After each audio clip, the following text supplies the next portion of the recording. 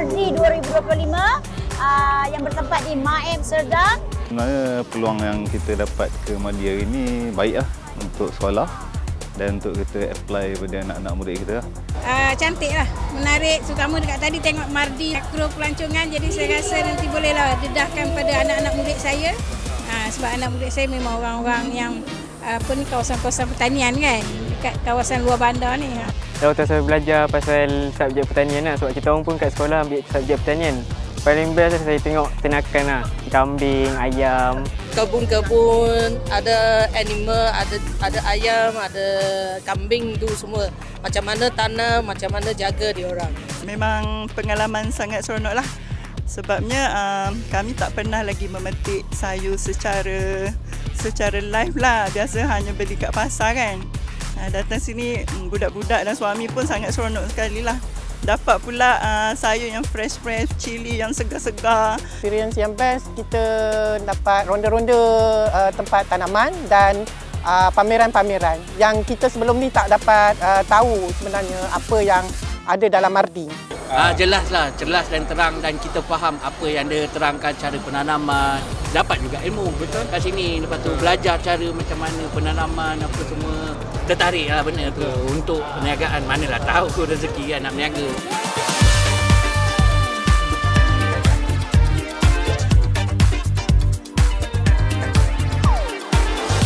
Pengalaman hari ni agak mencabar sikit track dia. Lepas tu ada beberapa jalan off-road. Road kali ni best sebab dia ada banyak rolling bukit. So saya memang training untuk itulah. The control for the traffic is quite good lah. And also a lot of volunteers showing the route.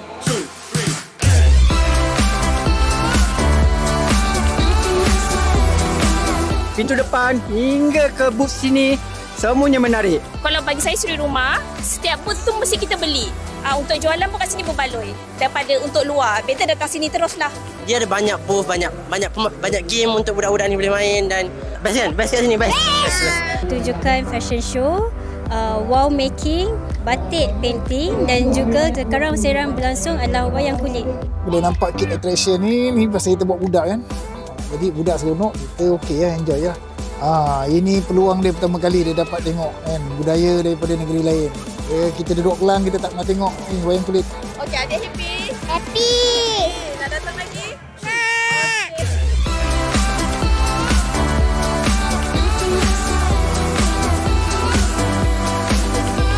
Yang melalui Showtech ini kita dapat satunya menjalin kerjasama secara public, sharing dengan pengusaha-pengusaha luar sana yang mana boleh menggunakan teknologi yang kita offer melalui public goods ataupun penggunaan umum. Dan untuk pihak-pihak industri yang ingin mengkomersialkan produk-produk Mardi, kita adakan business matching di sini yang mana mereka-mereka berminat boleh seterusnya membuat rundingan lanjut dengan Mardi selepas rancangan Showtech ini. Saya mengharapkan dengan adanya Showtech ini 30% daripada teknologi yang kita bangunkan akan dikomersialkan dan 70% boleh digunakan oleh publik secara percuma, dan saya mengharapkan publik akan terus bekerjasama dengan Mardi untuk memajukan sektor agro perikanan negara.